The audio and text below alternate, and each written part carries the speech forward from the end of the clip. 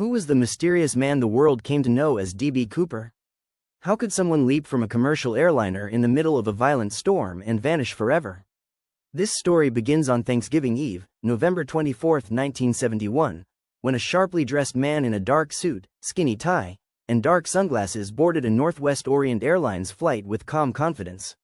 He purchased his ticket under the name Dan Cooper, paid in cash, and took seat 18C. To everyone around him, he looked like just another businessman traveling before the holiday. But a few minutes after takeoff, he quietly handed a note to the flight attendant. The note revealed that he had a bomb in his briefcase. With her hands trembling, the attendant sat beside him as he calmly opened the case, revealing what appeared to be dynamite wired together. In a low, steady voice, he demanded $200,000 in cash, 4 parachutes, and a fuel truck ready when they landed in Seattle. His demeanor was strangely polite, almost professional. The passengers remained unaware that the plane was now being hijacked. When the plane landed, the FBI quickly delivered the ransom money and parachutes. Cooper released all the passengers, keeping only the crew on board, and ordered the pilots to take off again toward Mexico City with the rear stairway left unlocked.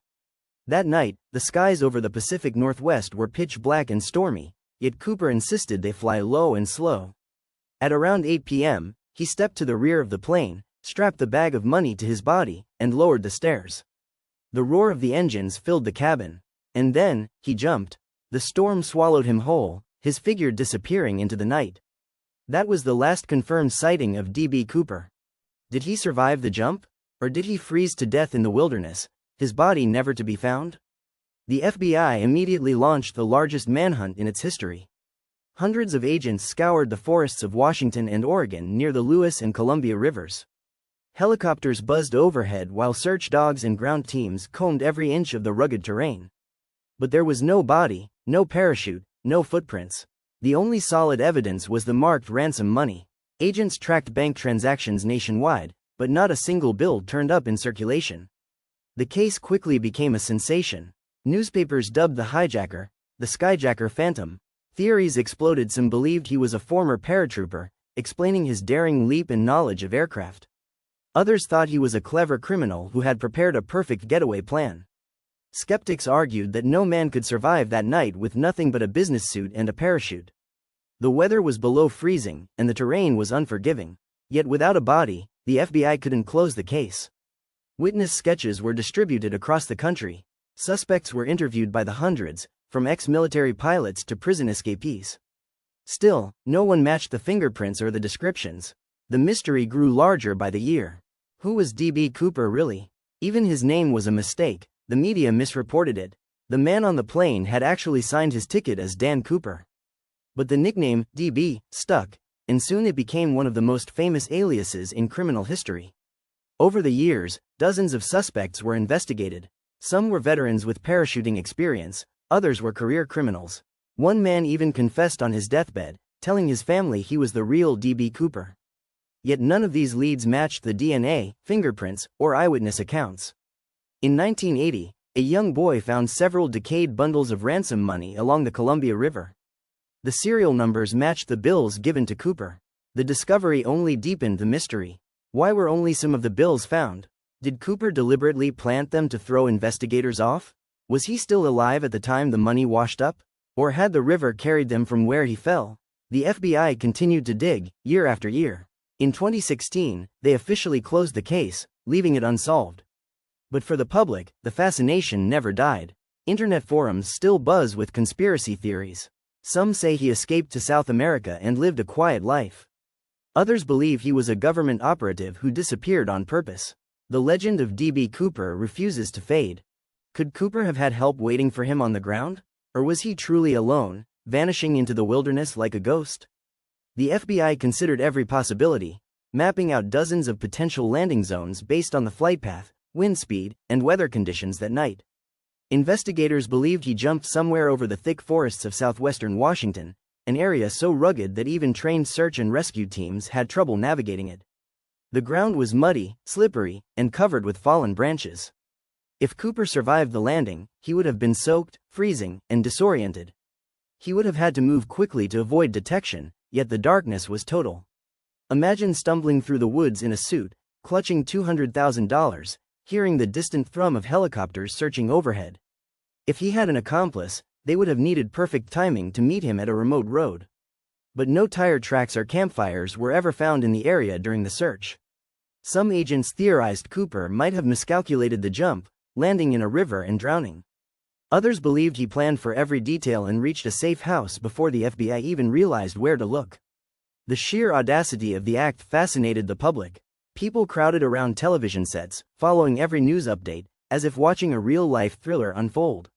Newspapers published grainy sketches of Cooper's face, with his dark sunglasses and calm expression. He became a symbol, part villain, part folk hero. Some admired his nerve, comparing him to a Robin Hood figure who outsmarted the system. Others feared him, wondering if he might strike again. But Cooper was never heard from after that night. Not a letter, not a phone call, not a rumor that could be confirmed. It was as if the earth had swallowed him. What kind of man could pull off a crime like this? Was he military, criminal, or something in between? The FBI profilers studied his behavior carefully. His choice of words, his politeness, and his steady voice suggested someone intelligent, disciplined, and not reckless. He never hurt anyone, never panicked, and even tipped the flight attendant for her service before jumping. He asked for 4 parachutes, likely to make authorities think he might take a hostage, ensuring they wouldn't sabotage the gear. He knew the Boeing 727's rear stairway could be lowered mid-flight, a detail only a few insiders or aviation enthusiasts would know. He even specified the speed and altitude of the plane, suggesting technical knowledge. This was not a spur-of-the-moment crime. It was a calculated plan, executed with precision. Still, his plan had flaws. The weather that night was brutal, the wind fierce. His thin clothing was hardly suitable for a jump at nearly 10,000 feet. Some experts believe his chances of survival were less than 50%. Yet no body ever turned up. In the decades that followed, the FBI investigated over 1,000 suspects. They compared fingerprints, interviewed witnesses, and even exhumed graves. Some suspects were compelling: an ex-soldier with parachute training, a career criminal who suddenly disappeared, a former airline worker who fit the profile. Each time, hope flared that the case might finally be solved. Each time, the evidence fell apart. Cooper remained a shadow, a name on a file, a face in a sketch. The case file grew thicker every year, but answers never came. Could the money itself hold the key to the mystery? In the years after the hijacking, the FBI carefully recorded the serial numbers of every $20 bill given to Cooper. They distributed the numbers to banks, casinos, racetracks, and law enforcement agencies across the country. For years, no one saw a single bill in circulation. Then, in 1980, a boy vacationing with his family near the Columbia River found something strange in the sand. Bundles of rotting $20 bills, still bound with rubber bands, buried along the riverbank. The serial numbers matched Cooper's ransom money. The discovery electrified the investigation. For a moment, it seemed they might finally find a trail. But the find only raised more questions. How did the money get there? Was it washed downstream naturally, or did Cooper hide it? The location didn't perfectly match the estimated flight path, deepening the puzzle. Some investigators believed it was evidence Cooper had died and the money scattered from his body. Others suspected he might have deliberately buried it to mislead investigators. Over time, more of the money should have surfaced if it had been left in nature, but no further discoveries were made. To this day, most of the ransom money remains missing. Collectors have turned the recovered bills into prized relics, selling them at auctions for thousands of dollars. The riverbank where the money was found became a pilgrimage site for Cooper enthusiasts. Amateur sleuths dug through the soil, hoping for another clue. But the earth kept its secrets. Could Cooper have been a man hiding in plain sight all along? For years, the FBI interviewed neighbors, co-workers, even distant relatives of potential suspects. They looked for anyone who suddenly had money, who suddenly vanished, or who spoke too confidently about the hijacking. Many men fit the physical description: white male, mid-40s, neatly dressed. Some had military backgrounds, some had criminal records, some were completely ordinary. But nothing ever stuck. Every time a promising suspect emerged, the evidence would collapse under scrutiny. Cooper became more myth than man. His face on the FBI wanted poster turned into an icon. The sunglasses, the tie, the calm expression, they became symbols of the perfect mystery. Writers compared him to a trickster figure, a man who defied authority and disappeared like smoke. Movies, books, and songs were inspired by him. In coffee shops and bars, people debated whether he was a genius or a doomed fool. Pilots discussed the case endlessly, wondering how anyone could have had the courage to jump that night. Parachuting experts argued over whether the jump was survivable at all. Each new anniversary brought fresh documentaries, theories, and amateur investigators. And yet, nothing new was discovered. It was as if Cooper had frozen time along with himself on that cold November night. His legend refused to die, growing larger each year. The FBI agents assigned to the case became obsessed. They studied the flight path for years, recreating it with test flights. They dropped dummies out of planes with similar parachutes, tracking where they landed. They interviewed the flight crew over and over, hoping a forgotten detail might surface. The pilots described Cooper as calm, businesslike, even courteous. The flight attendants said he was never threatening, though his quiet confidence made them obey. He ordered bourbon and soda, smoked cigarettes, and seemed perfectly at ease. He even paid for his drinks, leaving behind a clip-on tie as his only physical clue. That tie was tested for DNA decades later, but the results were inconclusive. Investigators found microscopic particles on it, titanium, rare in civilian settings at the time, suggesting he may have worked in the aerospace industry. This clue sent agents chasing leads in manufacturing plants, aircraft factories, and engineering firms. Dozens of workers were questioned, but no match was found. The mystery deepened. The agents joked grimly that Cooper was the man who got away. Some retired without ever solving the case, frustrated that it haunted their careers. Others kept boxes of case files in their homes, unable to let go. The case became part of FBI folklore. As the years passed, a strange thing happened. Cooper became a folk hero. People began to admire his style, his nerve, his ability to outwit the system without harming anyone. T-shirts, posters, and even beer labels were made in his image. True crime enthusiasts treated him like a legend, dissecting every piece of evidence. Some speculated that he was a wronged man taking revenge on the airline industry or the government. Others thought he was simply after money and adventure. He was compared to Old West outlaws, the last of a dying breed of romantic criminals. This public fascination sometimes frustrated investigators, who reminded the public that Cooper committed a federal crime. But the lack of bloodshed made him an unusually clean criminal. He did not shoot, stab, or harm a single person. His crime was theater, a dramatic gesture played out thousands of feet in the air. And the ending, with the leap into darkness, was too perfect. It left space for imagination, for endless speculation. People wanted to believe he survived, because that made the story better. A man who beat the system and vanished was more exciting than a man who froze to death in the woods. Cooper became immortal not through survival, but through mystery. In the decades that followed, hundreds of tips poured into the FBI every year. Some were serious, some ridiculous. There were sightings in South America, rumors of men bragging about being Cooper, and anonymous letters claiming to be from him. Each was checked, but none ever led to a confirmed identity. Television shows featured Cooper as one of the great unsolved mysteries. Reporters tracked down former suspects, interviewing them for ratings. Authors published books claiming to have solved the case, naming their own candidates for Cooper. Each time, the debate reignited, with experts tearing apart the theories. Some theories were elaborate, involving secret government missions or stolen identities. Others were simple: Cooper died that night, end of story. The FBI tried to stay focused on hard evidence. They still had the money, the tie, and the flight path. But those clues were never enough.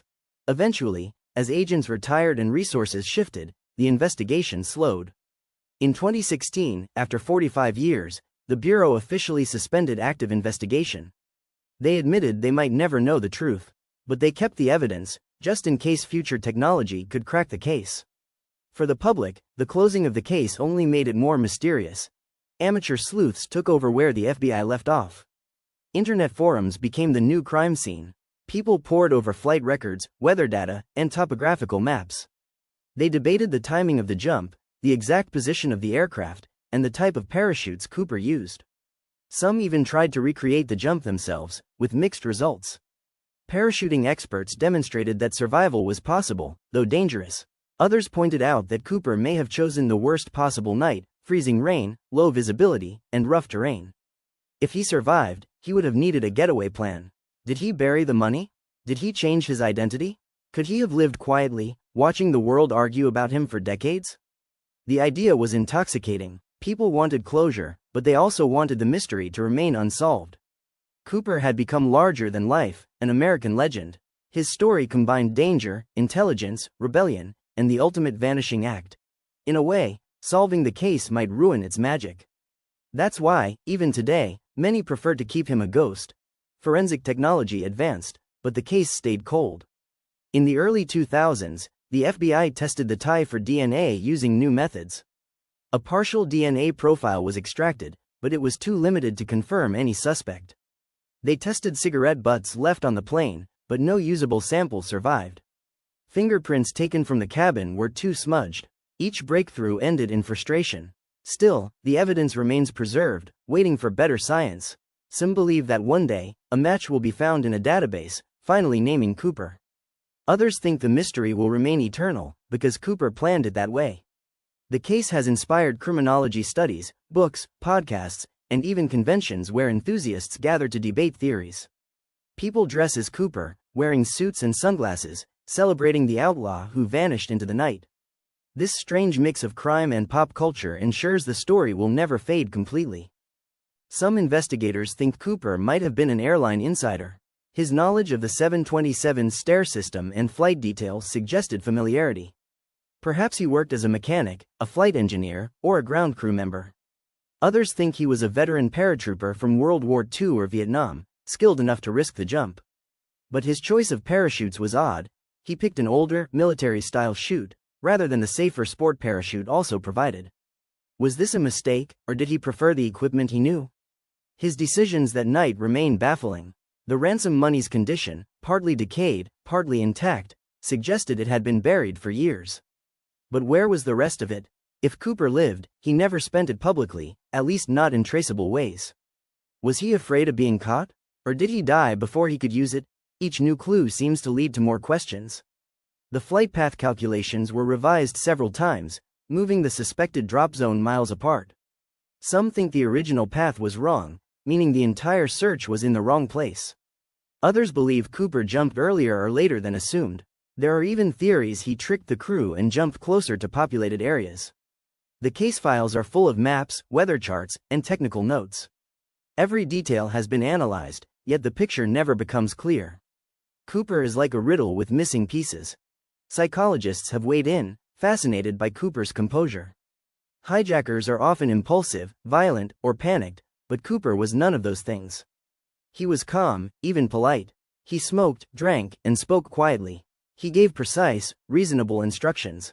This profile suggested a man in control of himself, not desperate or unstable. Whoever he was, he understood fear, and how to avoid causing it unnecessarily. The most haunting part of the story is the ending. Imagine the sound of the wind, the freezing air biting into your face, the black void below. Imagine knowing that one wrong move could mean instant death. Cooper chose that moment willingly, stepping into the unknown. Whether he lived or died, it was an act of absolute commitment. And that is why, decades later, we are still talking about him. Could Cooper have been a man who prepared for years, carefully designing the perfect crime? Was this hijacking the result of months of planning or a single reckless gamble? Investigators have debated this point endlessly. His precision suggests planning, the way he knew about the rear stairs, the parachutes, the speed and altitude requirements.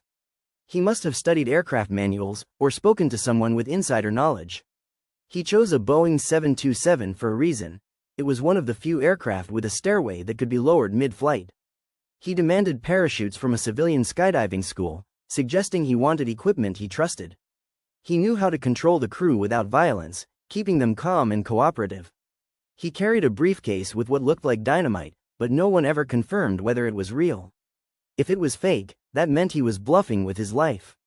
If it was real, he was risking everything. The timing was perfect, Thanksgiving Eve, when airports were busy, but not at full capacity. The ransom was modest compared to what he might have asked for, which made the airline more likely to pay. He demanded cash in $20 bills, easier to carry and hide. He knew to request 4 parachutes, preventing the FBI from sabotaging them. He instructed the pilots to fly low and slow, increasing his survival odds. He told them to keep the cabin unpressurized, which meant he wouldn't be crushed by the sudden change when he opened the stairs. Every choice seems deliberate, and yet, if he planned so carefully, Why did he jump into a freezing storm in the dark? Why wear a suit and loafers instead of survival gear? Why leave behind his tie, a clue that could be traced? Was it an oversight or part of his plan to create confusion? Cooper's behavior was a puzzle, methodical and reckless at the same time. This duality is what keeps investigators fascinated. Some see him as a mastermind, others as a lucky fool who probably died. Both interpretations are possible, both make the story compelling. Was Cooper's leap a victory or a death sentence? Did he land, bury the money, and disappear into a new life? Or did the wind toss him into a river where he drowned within minutes? The wilderness where he is believed to have landed is harsh, filled with thick trees, uneven ground, and rushing water. Night temperatures drop below freezing in November. Cooper would have been soaked almost immediately if he landed near water. Hypothermia could set in within an hour. Even if he survived the landing, finding shelter would have been nearly impossible without a flashlight or warm clothing. And yet, no body was ever found. No parachute, no trace of his gear. Search teams scoured the area for weeks, finding nothing but animal tracks. This suggests two possibilities. Either Cooper died somewhere so remote that even search teams couldn't find him, or he made it out. If he survived, he would have had to evade an enormous manhunt. The FBI interviewed hunters, farmers, and residents of nearby towns. No one reported seeing a man stumbling through the woods that night. No cars were reported stolen, no cabins broken into. Could he have had a secret hideout ready? A cabin stocked with supplies? A car hidden under a tarp, waiting? This would require an accomplice or careful pre-planning. Some researchers argue he may have been a local who knew the terrain intimately, allowing him to disappear quickly. Others think he was a traveler, someone who risked it all and vanished by luck. The found money complicates things. 3 bundles discovered by a child in 1980, partially buried in sand, miles from the projected drop zone. If Cooper survived, why would he lose or bury only part of the ransom? If he died, why wasn't the rest of the money scattered nearby? This one clue has driven investigators mad for decades. Every new theory circles back to the same haunting question. Was D.B. Cooper alive when the sun rose the next morning? Could Cooper have been a man who wanted to disappear from his old life completely? Was this hijacking not just about money, but about erasing his past and starting over? The idea fascinated many researchers. Cooper never asked for an outrageous sum. $200,000 was a lot, but not impossible to spend quietly over a lifetime. He could have blended into a small town somewhere, bought a modest house under a false name, and lived as if nothing had happened. This possibility made the FBI dig into men who suddenly appeared in rural areas with no background before 1971. They interviewed neighbors of mysterious men who avoided talking about their past. They tracked bank records, looking for deposits of old $20 bills. But there was never a confirmed case of ransom money appearing anywhere in circulation. If Cooper lived, he was careful. Perhaps he exchanged the money slowly, a few bills at a time. Perhaps he stored it for years, waiting for the trail to go cold. Some think he never spent most of it at all, maybe even burned it to avoid being caught. Others think he could have buried it in a secret location, planning to retrieve it later. Decades later, treasure hunters still comb the forests of Washington and Oregon with metal detectors, hoping to find a stash. The mystique of lost Cooper money keeps adventurers searching. Every so often, a rumor surfaces that someone has found a piece, but it always turns out false. The truth remains buried, perhaps literally. And this is why the story refuses to die. It is a treasure hunt, a manhunt, and a ghost story all at once. Cooper may have become exactly what he wanted to be, a legend that cannot be caught. The crew of Flight 305 never forgot that night. The pilots recalled Cooper's precise instructions, his insistence on specific speed and altitude, and his calm presence. The flight attendants remembered his manner, polite, businesslike, but with an undeniable edge of control. One of them later said she was more afraid after the jump, realizing just how real the situation had been. During the hijacking, Cooper kept everyone calm, even joking occasionally. He seemed unhurried, as if he knew exactly how much time he had. He refused meals, kept smoking, and watched the crew closely. He handled the ransom money carefully, stacking it neatly. He checked the parachutes personally. He seemed confident in what he was about to do. When the time came, he tied the bag of money to his body, opened the rear stairs, and disappeared into the storm. The crew heard the rush of air, then a loud thud as the stairs bounced back up. They knew he was gone. The pilots continued to Mexico City as instructed, but without Cooper, the drama was over. When they landed, the FBI swarmed the plane, gathering fingerprints, cigarette butts, and anything Cooper might have touched. That was the last direct connection anyone ever had with him. In the decades that followed, the Cooper case became one of the FBI's most famous cold cases. Agents poured thousands of hours into investigating leads. Some believed Cooper was still alive, others that he had died. Each new agent assigned to the case hoped to be the one to solve it. They flew the flight path again and again, using modern radar data to refine the suspected jump zone. They worked with survival experts to calculate odds. They tested parachutes, studying the conditions Cooper faced. They tried to determine if his briefcase bomb was real, but no fragments were ever found. The case became a training tool for new agents, an example of persistence, but also of humility. Because despite all the science, Cooper still had the last laugh. No matter how much time passed, he was never caught. Some agents retired with the case file still haunting them. Others became obsessed, chasing leads even in their personal time. The Cooper case was more than a mystery, it was a symbol of unfinished business. Pop culture kept Cooper alive even when the investigation slowed. Books were written, movies made, TV specials aired every anniversary. Some depictions were romanticized, painting him as a charming anti-hero who outsmarted the authorities. Others were darker, imagining him as a desperate criminal who met a lonely death. Either way, Cooper became part of American folklore. The name, D.B. Cooper, is now shorthand for a perfect mystery, an enigma with no answer. People who weren't even alive in 1971 know the story. He is mentioned in crime podcasts, late-night talk shows, and online forums. Conventions are held where experts and enthusiasts gather to debate theories. Some even parachute in tribute to Cooper's infamous jump. The legend is so strong that even the FBI's closing of the case in 2016 could not end the fascination. If anything, it made the public more determined to solve it. Cooper had become larger than life. There is something strangely satisfying about a mystery that never ends. D.B. Cooper's story gives us endless possibilities to imagine. Was he a genius who executed the perfect crime? Was he a tragic figure who gambled with fate and lost? Was he a man running from something, debt, war, a broken life, who chose one last act of defiance? The answers may never come, but the image of that lone man, standing at the back of the 727, wind whipping at his clothes, money tied to his body, about to leap into darkness. That image will never leave us. It is the final, haunting picture of freedom and risk, of fear and courage, of a man who stepped off the edge and was never seen again. Who exactly was D.B. Cooper? Was he a skilled military paratrooper who knew how to survive the jump, or just a desperate man relying on luck? That question became the center of the investigation for years. The FBI created a suspect pool that at one point included more than 800 names. They checked veterans, pilots, former airline employees, criminals, even missing persons. Each suspect was investigated, interrogated, or tracked. But every time, the evidence would fall apart. One man seemed perfect until his alibi proved solid.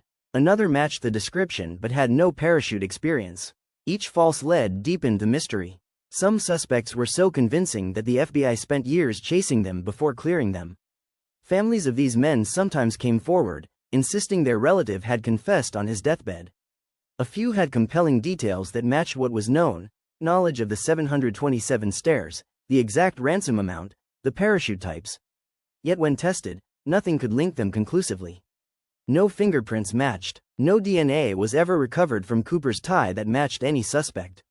Even when technology improved, the trail stayed cold. This failure frustrated agents but also turned Cooper into a ghost, untouchable, untamed. It was as if he had vanished from history after that night, leaving only questions and smoke behind. And maybe that was exactly what he wanted. The weather that night was merciless. Storm clouds rolled over the Pacific Northwest, dumping rain in sheets. The air was so cold that frost formed on the outside of the plane. Winds gusted violently, shaking the 727 as it flew low over the dark landscape. Cooper would have been blasted by freezing air as soon as the stairs opened. His loafers would have had no grip on the wet metal. His thin suit would have offered almost no protection from the cold. The parachute he chose was a civilian training chute, not steerable, meaning he could only hope the wind carried him somewhere survivable. Visibility was almost zero. If he landed in a tree, he risked breaking bones.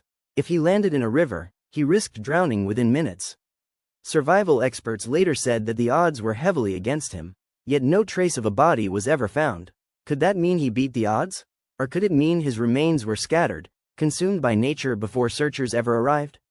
The wilderness of Washington is unforgiving. Bears, cougars, and scavengers roam the area. A man's remains could vanish in weeks. The fact that we still have no answer keeps the debate alive. Was he brilliant, lucky, or already dead before dawn broke? The most haunting clue in the case came almost a decade later. In 1980, a boy named Brian Ingram was digging in the sand along the Columbia River when he found bundles of decayed $20 bills. When the FBI examined them, they confirmed they were part of Cooper's ransom money, still bound in rubber bands, partly buried in the sand. This discovery sent shockwaves through the investigation. The location was miles from the suspected drop zone, throwing all the previous calculations into doubt. Some believed the money had been washed downstream from Cooper's landing site. Others thought Cooper himself had buried it and never returned. Some even theorized that the money was planted as a hoax, though the FBI ruled that out. The condition of the bills suggested they had been in the sand for years. But how did only a small portion end up there while the rest vanished? This discovery both reignited interest and deepened the mystery. It was proof that Cooper made it to the ground with the money, but it also suggested that something went wrong afterward. Did he lose the bag? Was he injured and unable to recover it? Or did he deliberately leave part of it behind as some strange message, knowing it would one day be found? Each theory led to more questions. The discovery of the money near the Columbia River shifted the investigation in unexpected ways. Was this where Cooper landed? If so, why was no other evidence found nearby? The FBI brought in geologists to study how the money could have traveled through soil and water over nearly a decade.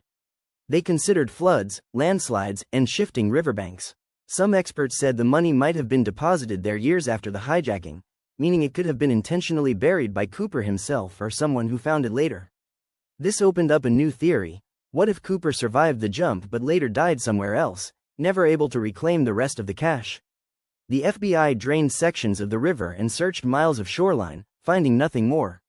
The rest of the ransom remained missing, an invisible fortune lost in the wilderness. This mystery turned the case into a national obsession again. People flooded the FBI with tips, claiming to know Cooper's identity. Amateurs began to search on their own, using maps and early metal detectors. Magazine articles speculated on secret identities, with headlines screaming about the Skyjacker ghost. Cooper became less a man and more a legend, his face recreated on wanted posters, in newspapers, and eventually on television. Each time a suspect was announced, public excitement surged, then faded when the suspect was cleared. The money in the sand remained the only real piece of physical evidence ever found after that night. And it remained a riddle no one could solve. As the years passed, suspects emerged with increasingly colorful stories. Some were former paratroopers who claimed to know Cooper personally. Others were dying men who allegedly confessed on their deathbeds. One suspect, Dwayne Weber, told his wife, "I am Dan Cooper," before he died, leading her to find strange clues among his belongings. He had an old knee injury consistent with a hard parachute landing. He owned a library card under the name Dan Cooper, the same name Cooper used to buy his ticket. The FBI investigated but could not confirm it was him. Another suspect, Richard McCoy, hijacked a plane in 1972 in a nearly identical fashion, escaping by parachute with $500,000. Many believed McCoy was Cooper until he was later caught and killed in a shootout with police. Yet fingerprints ruled him out. Dozens of men were suspected, investigated, and cleared. The suspect list grew to include war veterans, escaped convicts, missing husbands, even a few women. Theories became wilder with time, with some claiming Cooper was a CIA agent, others insisting he was a disgruntled Boeing employee who wanted revenge. Each new theory breathed life into the legend, keeping Cooper alive in the public imagination. By the 1990s, the Cooper case had become more than just a mystery. It was a cultural phenomenon. TV specials aired every few years, each promising to solve the case once and for all. True crime authors wrote bestsellers about possible suspects. Documentaries showed reenactments of the jump, with actors in suits leaping from mock Boeing 727s into the night sky. Cooper's face appeared on T-shirts and coffee mugs.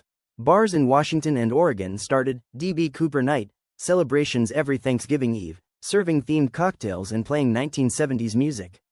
Cooper had transcended crime and become folklore. Children grew up hearing about him as if he were a ghost story or a folk hero. For some, he symbolized rebellion, a man who beat the system and vanished. For others, he symbolized tragedy, a man who gambled and likely died alone in the cold. This duality kept him fascinating, allowing each new generation to decide who they thought he was. Despite all this public attention, the FBI never officially solved the case. By 2016, after 45 years of investigation, they announced they were suspending active work on the file.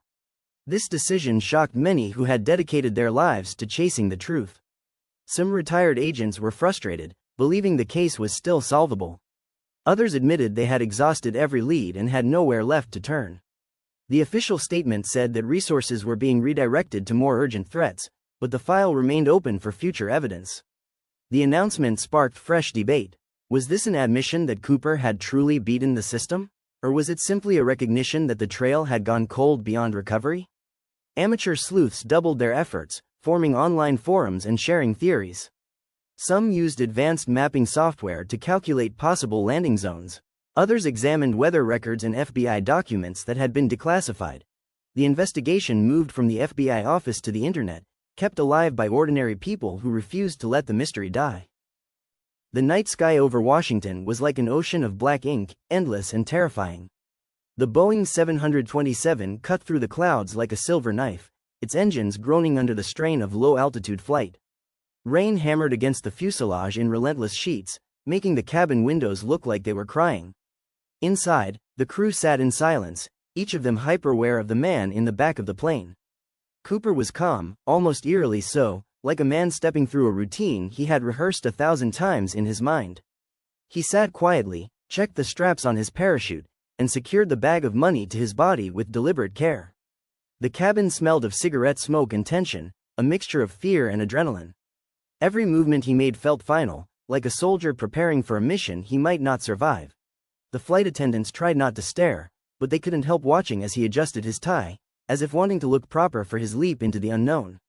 When the cockpit informed him that they were over the correct area, Cooper nodded once, as if everything was falling exactly into place.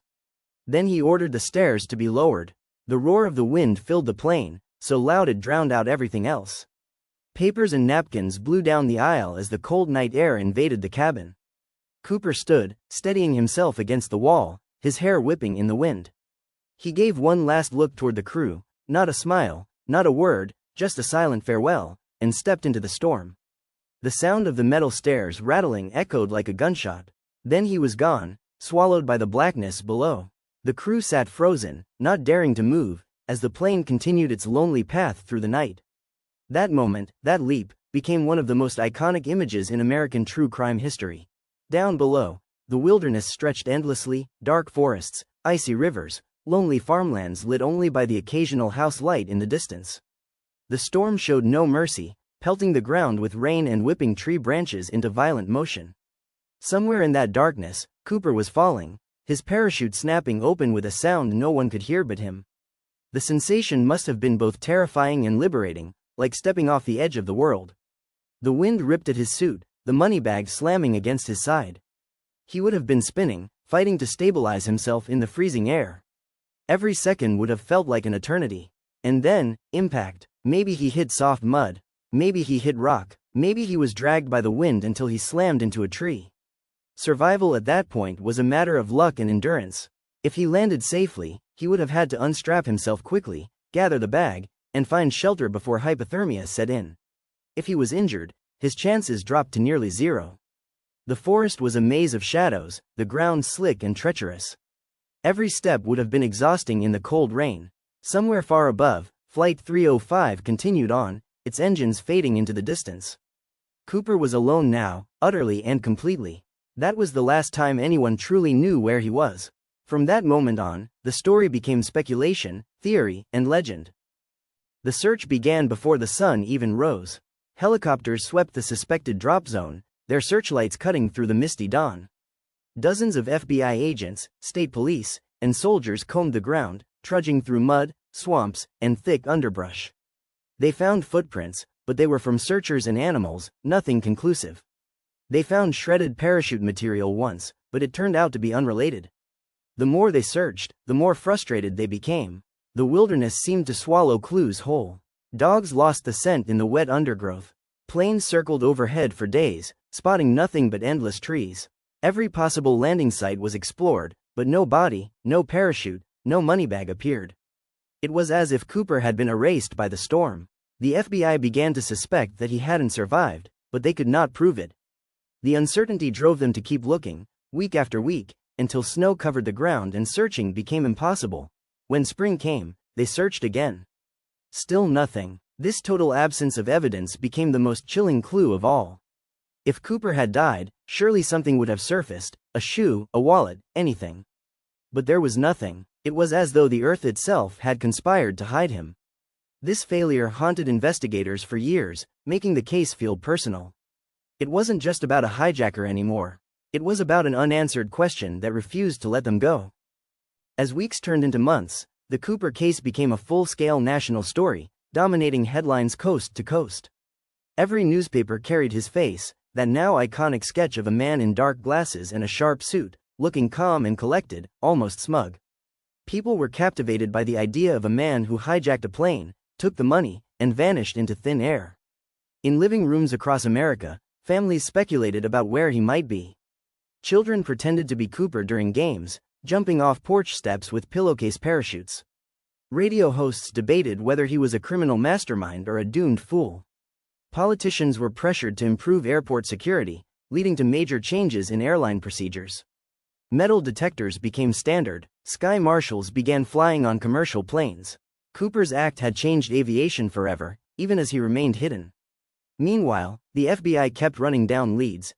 They traced every $20 bill by serial number, waiting to see if they entered circulation. They found nothing. They interviewed skydivers, pilots, even survivalists who might have helped him escape. They considered whether Cooper had an accomplice waiting with a getaway car. If so, that person never came forward. The mystery only deepened with each passing year. By the late 1970s, frustration turned into obsession for some of the investigators. Agents who had worked the case from day one refused to let it go, poring over files night after night, long after official hours. They stared at maps, tracing the flight path again and again. They replayed witness interviews on tape recorders, looking for overlooked clues. One agent even parachuted himself in similar conditions to see if survival was possible, and he made it, proving it could be done. This renewed hope that Cooper had lived, and therefore could still be caught. But time was running out. Witness memories were fading, evidence was degrading, cigarette butts taken from the plane sat in storage, waiting for a DNA test that didn't exist yet. The tie Cooper left behind was analyzed for fibers, but nothing definitive came of it. Each year, new suspects appeared.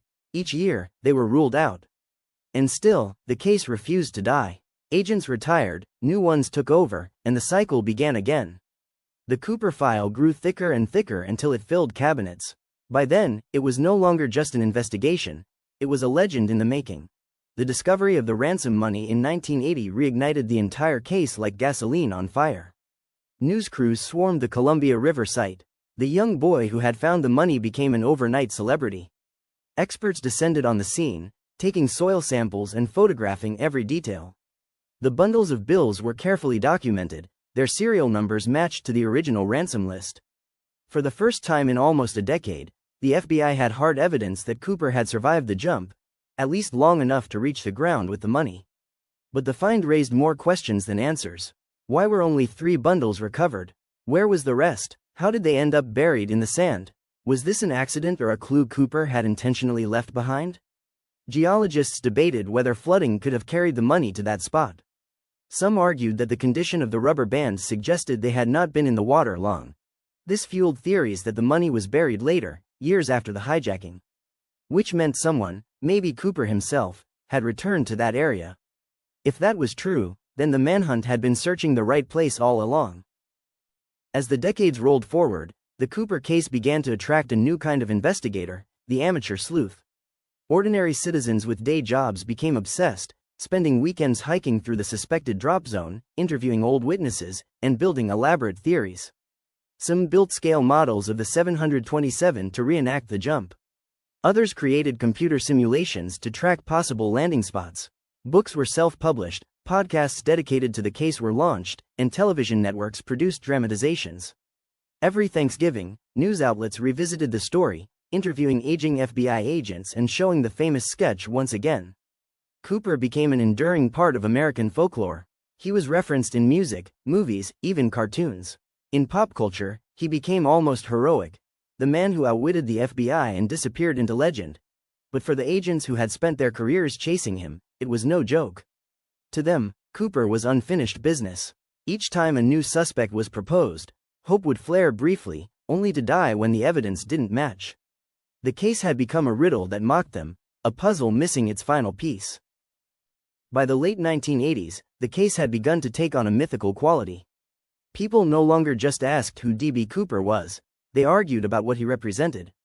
Some saw him as a symbol of rebellion, the last great outlaw who struck against the system and won. Others saw him as a criminal who endangered lives for money and likely paid the ultimate price. Television specials staged dramatic recreations of the hijacking, with actors stepping into Cooper's shoes, suiting up in the black suit and skinny tie, jumping into the storm with a bag of fake money. Each reenactment ended the same way, with the parachute vanishing into the darkness and the narrator's voice asking, "Where did he go?" Cooper's case inspired dozens of copycat hijackings in the early 1970s, forcing airlines to take security more seriously. It changed the way passengers boarded flights, the way cockpit doors were designed, even the way ransom negotiations were handled. Cooper had left a permanent mark on aviation, whether he survived or not. And as time went on, the absence of a solution made the mystery grow larger. The more years passed without an answer, the more romantic the legend became. Investigators continued to work quietly in the background, even when the case wasn't in the news. Advances in forensic science brought new hope. In the early 2000s, DNA testing was performed on Cooper's tie, which had been stored carefully since the night of the hijacking.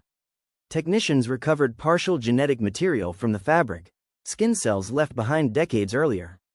For a moment, it seemed as if the case might finally break wide open. But when compared to suspects, none matched. The partial profile was too incomplete to run through national databases.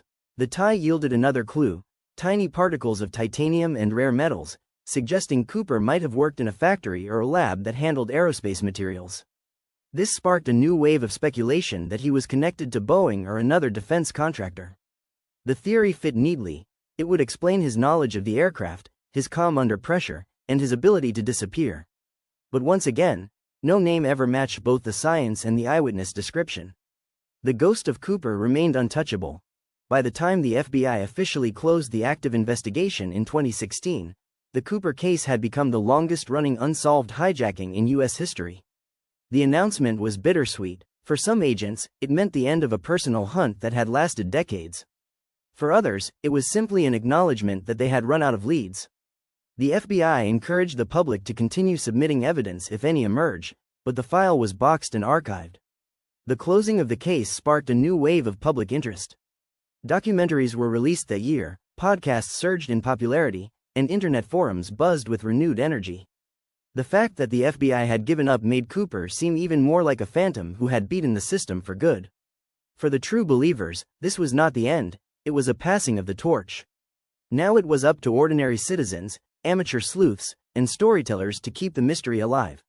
Today, the name D.B. Cooper lives on as both a mystery and a metaphor. He is the man who vanished, the puzzle no one could solve, the story that refuses to end. People still travel to the Pacific Northwest to stand near the suspected drop zone, staring into the dark woods, imagining a lone figure stumbling through the rain 50 years ago. Some claim to have seen him, to have known him, to have heard his confession. Others insist he never existed at all, that Cooper was a composite of several suspects, a story stitched together by the press. The FBI files are now public, allowing anyone to comb through the evidence, to search for the clue everyone else missed. And still, the case is open in the minds of millions. Cooper is a ghost who walks between fact and legend, a man who may have died in the mud or lived to grow old under a different name. He is, in many ways, a reflection of our own desire for answers, and our secret love for mysteries that defy them. And so we return to the night of November 24, 1971, Thanksgiving Eve, when a man in a suit and tie stepped aboard Northwest Orient Flight 305 carrying nothing more than a briefcase and a plan. He ordered a drink, handed a note to the flight attendant, and changed aviation history forever. His calm, his precision, and his daring made him unforgettable. He did not hurt anyone. He did not fire a shot. He simply took the money, opened the stairs, and jumped. In doing so, he became an icon of mystery, a man who defied the greatest law enforcement agency in the world and slipped into the dark. Whether he lived or died, whether he was a genius or a fool, whether he was a hero or a villain, those questions are what keep us coming back to his story, year after year, searching for an answer that may never come. D.B. Cooper is more than a man now. He is a legend, a ghost, a myth that continues to haunt the night skies over the Pacific Northwest. The legend of D.B. Cooper does not simply fade with time, it grows, expanding like the ripples of a stone thrown into a dark lake. Each passing year adds another layer of fascination, another theory, another confession from someone claiming to be the man who jumped. Some claim Cooper was a rogue CIA operative using the hijacking as cover for a covert mission gone wrong. Others insist he was an ordinary man who found himself desperate enough to risk everything and became extraordinary in a single night. His story has inspired songs, novels, movies, even Halloween costumes. Bars near the suspected drop zone host annual Cooper Night celebrations, where patrons toast the man who vanished into history. The FBI files have been dissected by armchair detectives with the dedication of professional scholars, each searching for the one clue that will break the case wide open. Some believe the answer is already there, hiding in plain sight, waiting for the right person to connect the dots. But there is also the possibility that the mystery is unsolvable by design, that Cooper left nothing behind, no trace, no clue, no final message. If that is true, then perhaps that was his greatest trick of all. As we revisit that cold November night, we can almost hear the hum of the Boeing 727 engines, smell the faint tang of jet fuel on the air, feel the tension inside the cabin as passengers waited, terrified but unharmed, while a man in sunglasses and a narrow black tie rewrote history. We can imagine him tightening the straps of his parachute, checking the briefcase one last time, gripping the stairway handle as the freezing wind roared up into the fuselage.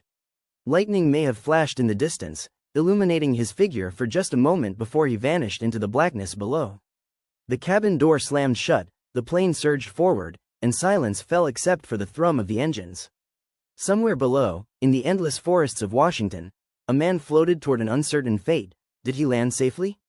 Did he break an ankle on impact and limp into the woods, clutching his briefcase? Did he stash the money in a hollow log, intending to retrieve it later? Did he collapse from hypothermia before dawn and become part of the earth itself? No one knows, and that is what makes this story immortal. For the investigators who worked the case, Cooper was more than a name, he was an obsession. Men spent years of their careers hunting him, sacrificing holidays, missing birthdays, chasing leads that led to nowhere. Some retired still thinking about him, still replaying the details in their minds, wondering what they missed. For them, Cooper was not a charming outlaw but a riddle that refused to be solved, a challenge that mocked their skills. They had almost everything in their favor, the ransom serial numbers, the witnesses, the aircraft itself, and still, he slipped through their fingers. That failure burned, not just because Cooper got away with the money, but because he embarrassed the system that prided itself on catching everyone eventually. Cooper became a reminder that sometimes, just sometimes, the perfect crime really can exist. The parachute jump itself has been analyzed over and over again by experts. The trajectory of the plane, the weather conditions, the wind speeds, even the weight of the money bag, every variable has been plugged into simulations. Some say he could not have survived, the conditions were too severe. Others argue that a skilled paratrooper could have landed safely with the gear Cooper used. The debate has never been settled. If he died, why was no body found despite extensive searches? If he lived, where did he go, and why did he never spend the ransom money in a way that revealed him? These questions keep researchers awake at night, staring at maps, replaying flight data, hoping for the eureka moment that will make everything make sense. In pop culture, Cooper's legacy has shifted from criminal to folk hero. He is celebrated as a man who took from the system without hurting anyone, a stylish rebel who disappeared into the night like a phantom. In reality, the truth is likely much less romantic, a man freezing, battered by wind, risking death every second of his descent. But the legend is what endures, and legends are rarely about truth. They are about the story we want to believe.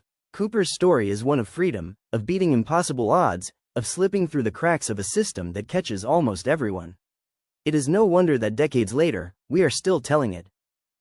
As you hear this story tonight, somewhere in the Pacific Northwest the wind is blowing through the trees just as it did that night in 1971. Somewhere, a light rain is falling, and the clouds are low, and the sky is dark. Somewhere, a man or woman might be standing in the forest, staring at the ground, wondering if they are standing where Cooper landed. Somewhere, a rusted piece of parachute hardware might still be buried under a layer of leaves, waiting for someone to find it. Somewhere, just maybe, the rest of the ransom money lies hidden, untouched for half a century. The thought of that possibility is enough to keep the mystery alive for another generation. The enduring fascination with D.B. Cooper is proof that we crave mysteries, that we secretly love the idea that not everything can be solved. In an age of surveillance cameras, satellites, and endless data, the idea that a man could just disappear seems almost magical. Cooper reminds us that there was a time when someone could walk onto a plane with a note, a plan, and a dream, and vanish. It is both terrifying and thrilling. And maybe that is why we keep returning to the story, why it refuses to die. So who was D.B. Cooper? Was he a genius or a fool, a hero or a criminal, alive or dead? Perhaps we will never know. Perhaps that is exactly as he wanted it. His leap into the night sky was not just a leap toward freedom, it was a leap into legend. And legends, unlike men, never die. They live on in the questions we ask, in the stories we tell, in the restless part of us that longs for an answer but secretly hopes never to find one. Because once we solve the mystery, the magic is gone. And D.B. Cooper, whoever he was, seems determined to keep the magic alive. And now, it's your turn to decide. Do you think D.B. Cooper survived that night, walked away a free man, and lived out his days in secret? Or do you believe he perished somewhere in the wilderness, leaving behind nothing but a mystery? Tell us what you think in the comments. We read every theory. If you enjoyed this deep dive into one of America's greatest unsolved crimes, make sure to hit that like button, subscribe for more late-night mysteries, and ring the bell so you never miss an episode. Share this video with a friend who loves a good mystery. Maybe together you'll be the ones to finally solve it. The story of D.B. Cooper isn't over, and maybe, just maybe, the next clue is waiting.